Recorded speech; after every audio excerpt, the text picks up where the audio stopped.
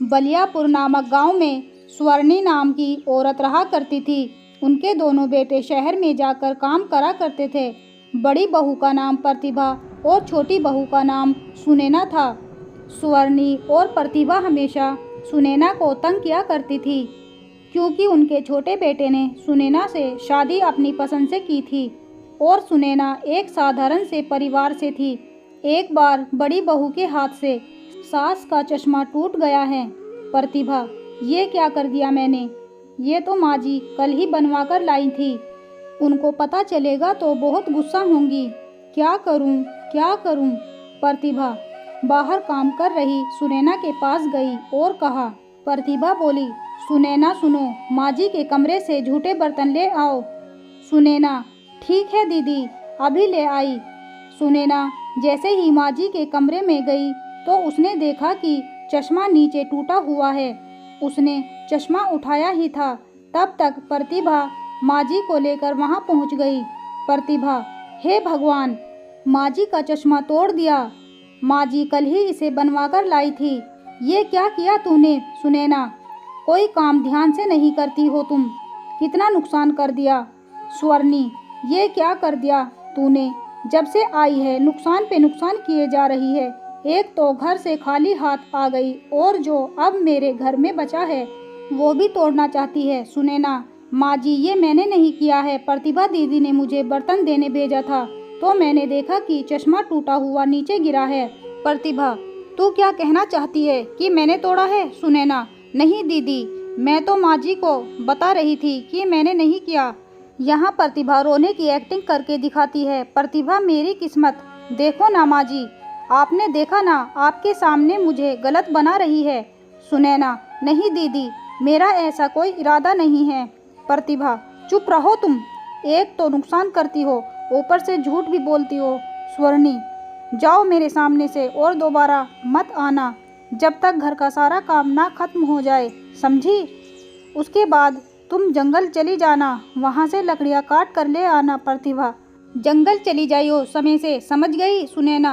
लेकिन दीदी, इन सब कामों को करने में ही शाम हो जाएगी, इतनी जल्दी ये सब कैसे करूँगी? प्रतिभा, मुझे क्या पता, माँ जी ने बोल दिया सो बोल दिया, समझ गई सुनैना?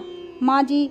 स्वर्णी, प्रतिभा ने क्या कहा समझ नहीं आया? सुनैना, ठीक है माँ जी, जाती हूँ। बेचारी सुनैना उदास मन से वहाँ से चली जाती है। स्वर्णी, भगवान करे जंगल से वापस ही ना आए। मैं अपने बेटे की किसी अच्छे घर में शादी कर दूंगी और दहेज में बहुत सारे गहने और रुपये भी ले लूंगी। ये सब सुनैना ने सुन लिया। प्रतिभा, माँ जी मेरे लिए भी एक सोने का हार ले लेना, आखिरकार मैं इस घर की बड़ी बहू हूँ। स्वर्णी, ठीक है, जाओ अब मेरे लिए कुछ बढ़िया सा खाने को ले आओ। प्रतिभा, जी माँ जी, अभी लेकर आई। प्रतिभा वहाँ से चली गई। स्वर्णी, अब बस इस सुनैना को इस दुनिया से मिटाना होगा। एक बार ये काम हो जाए, मैं पंडितों को जी भर के खाना खिलाऊंगी। सुनैना काम करते करते रोने लगी। सुनैना, मैं ऐसा क्या करूं जिससे माँ जी मेरे बारे में ये सब सोचना बंद कर दें? हे भगवान, मुझ पर अपनी कृपा करो, मैं ये सब बहुत ज़्यादा नहीं सह पाऊंगी। सारा काम करने के बाद सुनैना अपने साथ खाने के लिए 4 रोटी और थोड़ी सब्जी बांध के जंगल ले गई। सुनैना जंगल में लकड़ी काटने लगती है। उसने लकड़ी का एक गट्ठा बनाया और छांव में बैठ गई। तब उसके थैले से रोटी का डिब्बा नीचे गिर गया। सुनैना, अरे मैं तो खाना ही भूल गई। लोग काम भूल जाते हैं और मैं आके खाना ही भूल गई, क्या करूँ अपना? अब बस जल्दी घर चली जाती हूँ। इसे खाऊं या नहीं, ऐसा करती हूँ, खा ही लेती हूँ। वैसे भी सुबह से कुछ खाया नहीं, फिर रात का खाना भी तो बनाना पड़ेगा। सुनैना बैठकर खाना खाने ही वाली होती है कि तभी वहाँ पर एक बकरी उसके सामने आकर बैठ जाती है। सुनैना, तुझे भूख लगी है, आ जा तू भी खा ले। वह एक रोटी बकरी को दे देती है। बकरी फिर भी नहीं जाती। इस बार वो एक और रोटी देती है और इस बार बकरी चली जाती है। सुनैना, लगता है इसके नसीब में रोटी खाना लिखा था। चलो इस बेजुबान के पेट में भी कुछ गया। इसके बाद वह थोड़ा पानी पीती है। तब तक जंगल से एक बूढ़ी औरत बहुत सारा सामान लेकर गुजर रही होती है। सुनैना, माँ जी आप इस जंगल में बूढ़ी औरत, मैं अपने गांव जा रही हूँ बेटी।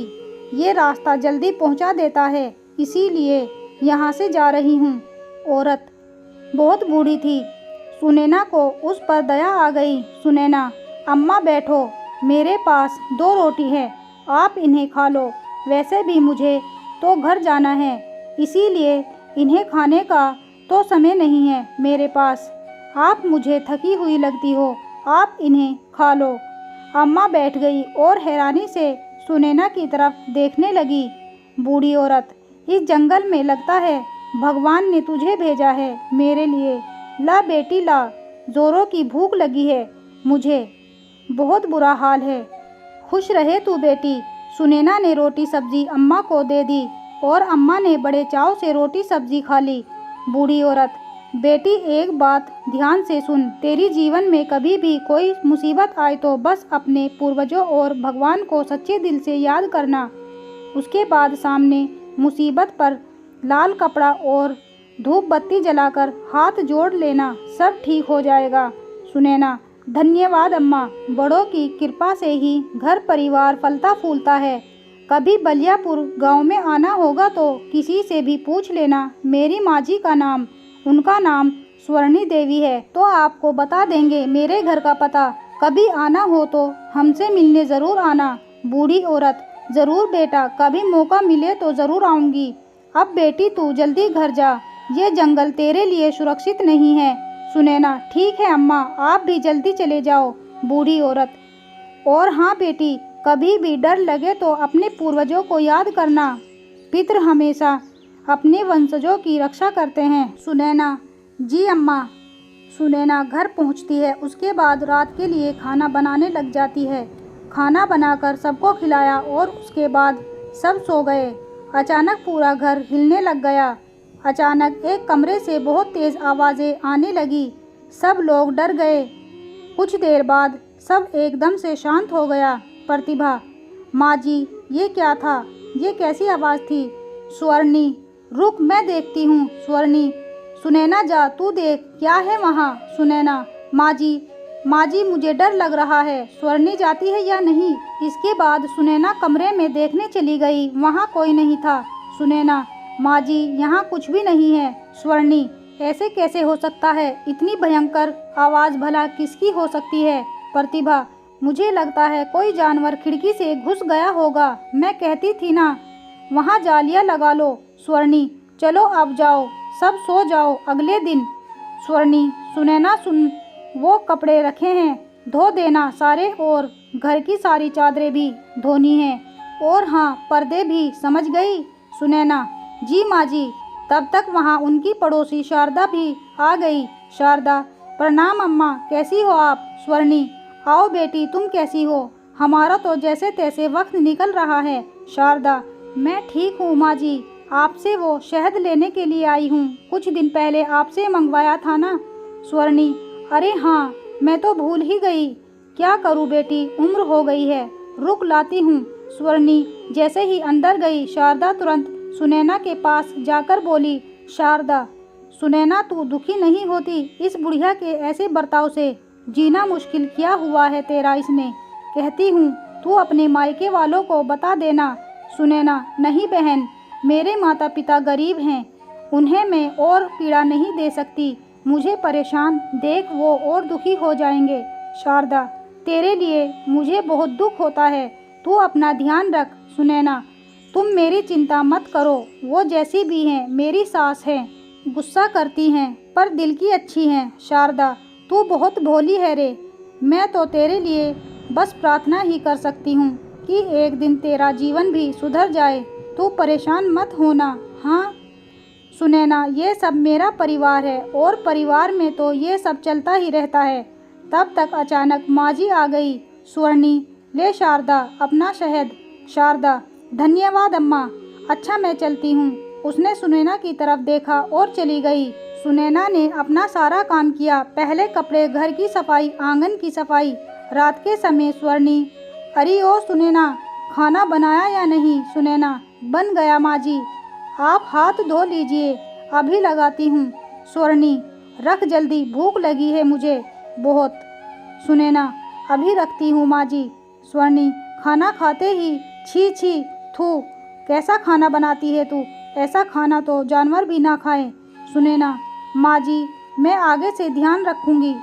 सास और प्रतिभा ने सारा खाना खा लिया और जानबूझ के बाकी रोटियां और सब्जी छिपा दी। स्वर्णी और ला रोटी। सुनैना माँ जी रोटियां तो खत्म हो गई है। स्वर्णी इस घर में तो पेट भर के खाना भी नहीं मिलता, जीना दुर्भर हो गया है, जा बर्तन ले जा। स्वर्णी ने प्रतिभा को वो खाना दिया। प्रतिभा ने तुरंत वो खाना गाय को खिला दिया और वापस वहाँ बैठ गई। प्रतिभा चलिए माँ जी, कल शादी में भी जाना है, सो जाते हैं। सब ने खाना खाया, किसी ने सुनैना को खाने के लिए नहीं पूछा। फिर सुनैना ने बर्तन धोए। आधी रात को अचानक आवाज़ आने लगी, सब बाहर आ गए। प्रतिभा माँ जी फिर से यही आवाज़। स्वर्णी ये आवाज़ तो कल से भी ज़्यादा है। प्रतिभा माँ जी इस सुनैना को वहाँ भेज देते हैं, आप कमरा बंद कर देना। स्वर्णी अगर वहाँ कोई जानवर होगा तो इसे खा जाएगा। स्वर्णी सुनैना जाके देख कौन है वहाँ। सुनैना नहीं नहीं माँ जी मुझे डर लग रहा है। स्वर्णी जाती है या मारूं। सुनैना जैसे ही कमरे में गई प्रतिभा ने दरवाज़ा बंद कर दिया।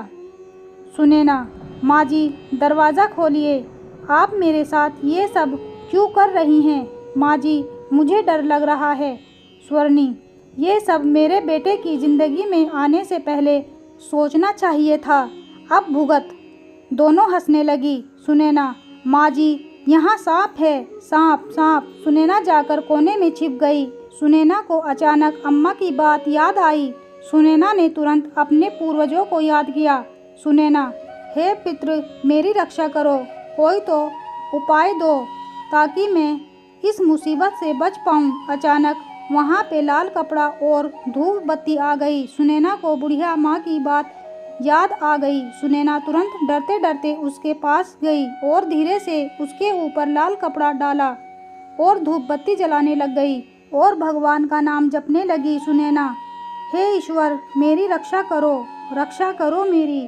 प्रतिभा माँ जी चलिए, लगता है वो मर गई, जानवरों ने उसे अभी तक तो खा भी चुका होगा, कल इस कमरे को खोलेंगे। स्वर्णी ठीक है, भगवान करे इस बार ये मुसीबत टल जाए। अगले दिन प्रतिभा ने कमरा खोला।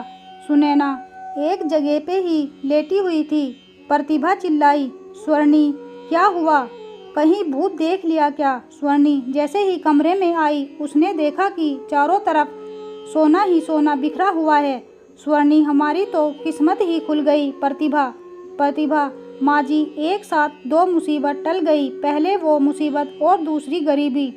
आज से हम ऐशो आराम की ज़िंदगी जिएंगे। माँ जी देखिए ना इतना सारा सोना, इससे तो हमारी कई पीढ़ियाँ मज़े से अपना जीवन बिता सकेंगी। प्रतिभा जैसे ही सोने का एक गहना उठाती है। प्रतिभा कितना सुंदर है ना माँ जी, मेरे गले में बहुत अच्छा लगेगा। ठीक कहा ना मैंने। तब तक अचानक प्रतिभा को जोर से करंट लगने लगता है और माँ जी को सांप पकड़ लेता है। माँ जी चिल्लाने लगती है। चिल्लाने की वजह से ही सुनैना उठ जाती है। उसी समय अम्मा वहाँ प्रकट हो जाती है। बूढ़ी औरत यह सब केवल सुनैना का है, इस खजाने में किसी ने भी बुरी नज़र डाली तो उसे छोड़ूंगी नहीं मैं। प्रतिभा ने वो हार फेंक दिया। सुनैना अम्मा माँ जी और प्रतिभा दीदी को छोड़ दो आप। बूढ़ी औरत नहीं बेटी, ये सब तुझे जीने नहीं देंगे, मेरे होते हुए तुझे कोई तंग नहीं कर सकता। सुनैना अम्मा आपके आगे हाथ जोड़ती हूँ, कृपया छोड़ दो इन्हें। बूढ़ी औरत ठीक है, दोनों बच जाती हैं। सुनैना माँ जी आप ठीक तो है ना। सुनैना प्रतिभा दीदी आप ठीक तो है ना। सुनैना अम्मा मेरी बात का मान रखने के लिए धन्यवाद। बूढ़ी औरत ये सब तेरा है सुनैना अम्मा ये सब मेरा कैसे हुआ, मुझे आप ये सब क्यों दे रही हो। बूढ़ी औरत बेटा ये तेरा ही था हमेशा से, एक ज़माने में तेरे पूर्वजों ने इस खजाने को छुपाया था दुश्मनों से। वो चाहते थे कि ये सब उनके किसी वारिस को मिले जो ईमानदार और नेक हो, ताकि सबका भला हो सके। वो चाहते थे कि दुश्मन उसका गलत इस्तेमाल ना कर पाए, इसीलिए उन्होंने इस खजाने की पूजा कराई। इसके बाद ये खजाना सर्प में बदल गया और तब से वो तुम्हारे वंश के सही उत्तराधिकारी की खोज कर रहा था। तुमने जिस बकरी को रोटी खिलाई वो असल में सर्प था, जो भेष बदल कर तुम्हारे सामने बकरी बनकर आया था, ये जानने के लिए कि तुम वही सही उत्तराधिकारी हो कि नहीं। बेटी तू बहुत भोली है, सब याद रखना, ये खजाना सिर्फ तुम्हारा है। ये कोई मामूली खजाना नहीं है, मंत्रों द्वारा सिद्ध किया गया खजाना है। याद रखना, इस खजाने की सुरक्षा स्वयं सर्पदेव करते हैं, इसीलिए सुनैना तुम इसको खो जाने की चिंता मत करना, ये हमेशा तुम्हारे पास रहेगा। तुम्हारा कल्याण हो। सुनैना, माँ जी ये सब आपका है, इसका जो कुछ भी करना है वो आपकी मर्जी से ही होगा। स्वर्णी, बेटा मैंने हमेशा तेरे साथ बुरा किया। तू चाहती तो इतना सारा धन पाके हमें घर से बाहर निकाल सकती थी, पर तू ये सब मुझे दे रही है, क्यों सुनैना? सुनैना, माँ जी मैं हमेशा चुप रहती थी ताकि एक दिन आप मेरे प्यार को समझ सकें। देखो ना, आज आपको मेरा इस परिवार के प्रति प्रेम समझ आ गया। इससे ज़्यादा मुझे कुछ भी नहीं चाहिए। प्रतिभा, मुझे माफ़ कर दो, मैंने तुम्हें हमेशा मारना चाहा, लेकिन आज तुमने मुझे बचाकर मेरी नज़रों में अपनी इज्जत और भी बढ़ा दी है। आज से मैं हमेशा तुम्हारी बड़ी बहन बन के रहूँगी और तुम्हें कुछ नहीं होने दूंगी। स्वर्णी, सुनैना इसकी हकदार सिर्फ तू ही है, ये जिम्मेदारी तुझे ही संभालनी होगी। तेरे पूर्वजों का भरोसा है तू, इसीलिए अपनी जिम्मेदारी को समझकर वही कर जो सही है। स्वर्णी, जी माँ जी, मैं आपकी बात का मान रखूंगी। इसके बाद सुनैना का परिवार बहुत अमीर हो गया।